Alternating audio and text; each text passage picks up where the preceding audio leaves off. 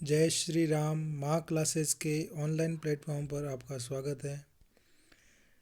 आज हम हिंदी कक्षा 10 जो आपका पेपर होने वाला नेक्स्ट क्लास 10th बोर्ड का, हमने कल देखा था हिंदी में सूरदास चैप्टर को, जो आपके पद्य खंड के अंतर्गत है। आज हम नेक्स्ट देखेंगे। इसमें कुछ प्रश्न रह गए थे पीछे, तो अब हम देखेंगे उस प्रश्नों को और नेक्स्ट चैप्टर को पढ़ेंगे।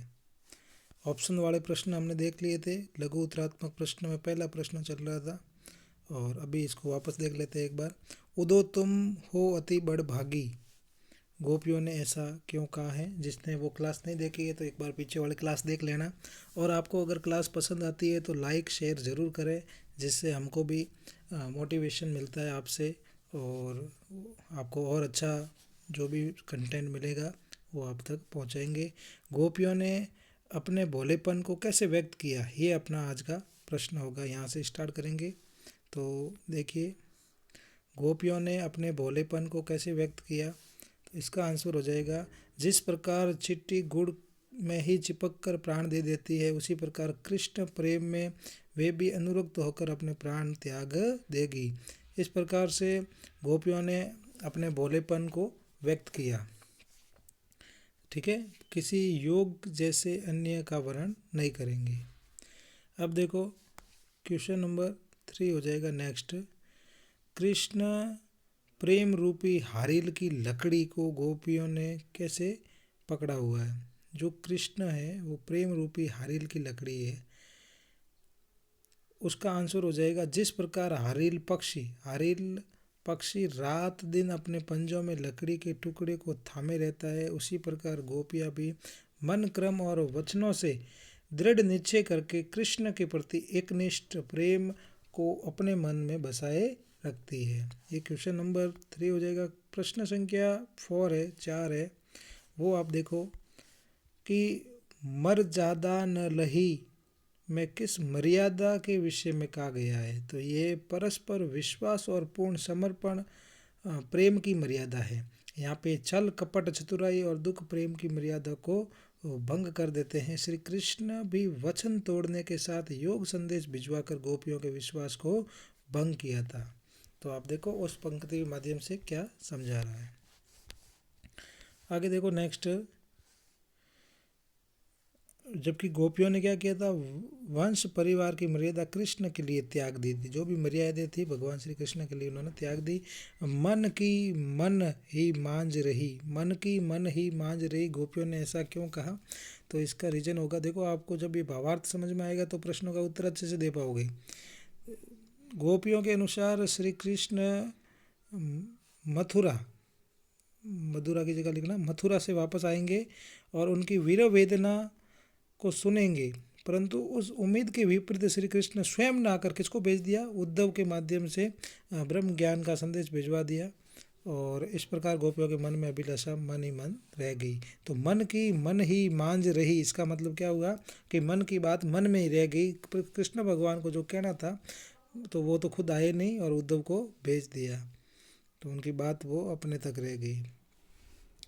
सूर की गोपियों के वाग चातुर्य की विशेषता है। अब ये प्रश्न मैं पढ़ूंगा नहीं, कल ही आपको बता दिया। अब यहाँ से आंसर है, ये क्या हुआ था आप इसको देख सकते हो। आंसर दीर्घ उत्तरात्मक प्रश्न का है, तो ये आपके लिए रख देता हूँ यहाँ पे, इसको जूम कर देते हैं। ये देखिए, इस प्रश्न को आप एक बार पढ़ लेना और इसका ये उत्तर हो जाएगा। नेक्स्ट है आपके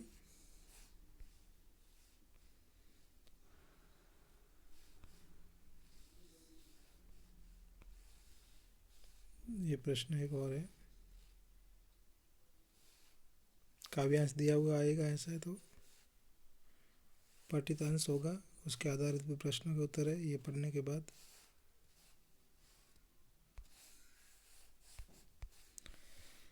देखिए, अब अपन जाएंगे नेक्स्ट चैप्टर पर। एक बार ये प्रश्न भी देख लेना आप। गोपियों ने कृष्ण को किसके समान कहा है। गोपियों ने कृष्ण को हारिल की लकड़ी को कहा है, क्योंकि हारिल पक्षी लकड़ी के प्रति गोपियों के कृष्ण के प्रति दृढ़ता समान है। उक्त पद में निहित काव्य सौंदर्य बताइए।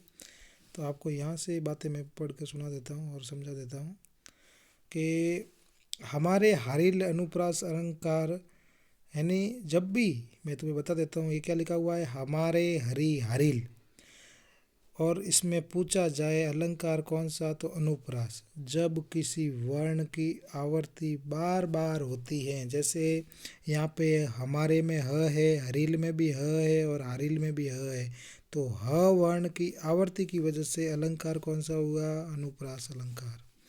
अब आप देखो नेक्स्ट है, पद में क्या है, रूपक, सबका अलग अलग अर्थ होता है। हरि का अर्थ क्या है, कृष्ण भगवान को, और हरिल का अर्थ पक्षी को लेकर किया है। पद में रूपक अलंकार दे दिया। भाषा कौन सी है, ब्रज, ब्रज भाषा। रस कौन सा, वियोग। छंद गए पद, छैली, ठीक है, मुक्त। और गुण क्या हो गया, माधुर्य। शब्द शक्ति, लक्षणा। अन्य अनुप्रास शब्द करुई, ककरी, ये देखो क क वर्ण की आवर्ती है तो ये हो गया। और नंदन, दन, सोबत, स्वपन, पुनरुक्ति प्रकाश। जब सोबत स्वपन ऐसा आ जाएगा, डैश दिया हुआ होगा बीच में, तो अलंकार। अलंकार आपको समझ में आना जरूरी है, अलंकार पूछा जाएगा। तो रूप का शक्ति, सूतो व्याधि हमको ले आए। आप यहाँ से ध्यान रखना, ये बन सकता है आपको हमारे हरिल वाला अनुप्रास अलंकार। जब वर्ण की आवर्ती होती है तो अनुप्रास अलंकार होता है, और इसके पद को पूछे तो रूपक होता है, ठीक है। उपमेय उपमान वाली बात आ जाएगी यहाँ पे, इसको क्लियर कर देते हैं। नेक्स्ट देखो, गोपियों ने कैसे लोगों को योग संदेश देने की बात कही है, तो किस प्रकार के लोगों को योग, गोपियों ने कैसे लोगों को योग संदेश, तो योग संदेश देने की बात कही है। जिनके मन चक्री, बोले तो चलायमान हुए रहते हैं, उनके लिए गोपियों ने ऐसा कहा है। ये याद रखना कि जिनका मन चक्री होता है, चलायमान होता है, एक जगह स्थिर नहीं रहता है, उनके लिए।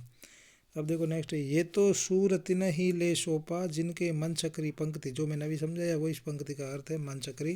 गोपियों ने उद्धव के योग संदेश को एक ऐसी बीमारी बताया है कि जिसके बारे में उन्होंने न कभी देखा और न अनुभव किया है। योग संदेश को गोपियों के ऐसे लोगों को सुनाने की सलाह दी जिनके मन चंचल और अस्थिर होकर चक्री बने रहते हैं, उनके लिए, ठीक है। नेक्स्ट देखो,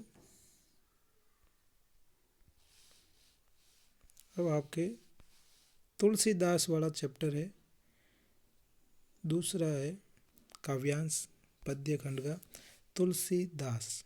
तो तुलसीदास के अंतर्गत आप देखो, जन्म 1532, सन कम पूछने का चांस रहता है, जगह पूछ सकते हैं, और उनके जो भी आपने चंद वगैरह क्या है वो पूछा जाएगा। जन्म स्थान राजापुर गांव, बांदा जिला, उत्तर प्रदेश। ध्यान रखना उत्तर प्रदेश जिले की बात है। कुछ विद्वानों के अनुसार शुक्र योग क्षेत्र जिला एटा, तो नहीं पूछते इतना आपको, मैं कह रहा हूँ कि आपको जन्म और जन्म स्थान कम याद रखने हैं, परंतु यहाँ से ध्यान रखना है। गुरु के नाम पूछे जा सकते हैं, जैसे पिछले में पढ़ा था आपने वल्लभाचार्य वगैरह, तो यहाँ ध्यान रखना। नर हरिदास, माता पिता हुलसी आत्माराम दुबे, पालन पोषण किसने किया, दासी चुनिया या मुनिया नाम था उसका, ठीक है। जन्म स्थान अभुक्त मूल नक्षत्र, जन्म का समय है ना, सॉरी। बचपन का नाम था राम बोला, ये ध्यान रखना। तुलसीदास जी के बचपन का नाम पूछा जा सकता है, तो बचपन का नाम क्या था, राम बोला। पत्नी का नाम रत्नावली। भाषा कौन सी, अवधि ब्रज। सगुण मार्गी, राम भक्त कवि, दास्य भाव की भक्ति, राम भक्त कवि थे तुलसीदास जी, ठीक है। नेक्स्ट देखो, रचनाएं पूछी जा सकती है आपको। कभी कभी ऐसा सवाल भी आ सकता है, निम्न में से इनकी रचना नहीं है, तो आपको सब रचनाएं याद होनी चाहिए। रामचरितमानस तुलसीदास जी, कवितावली ये भी उन्होंने लिखी, गीतावली, देहावली, कृष्ण गीतावली, तो वली वली सब याद रख देना ये। और विनय पत्रिका, हनुमान बाहुक, राम लल्ला, नहछु, पार्वती मंगल, जानकी मंगल। जानकी मंगल, पार्वती मंगल, दो चीज़ें याद रखना, कवितावली, गीतावली, देहावली, ये बातें याद रख देना। और रामचरितमानस के लिए तो पूछा भी जा सकता है, क्योंकि भगवान श्री राम अयोध्या मंदिर इस बार बन गया है, तो सवाल भी आ सकता है आपको।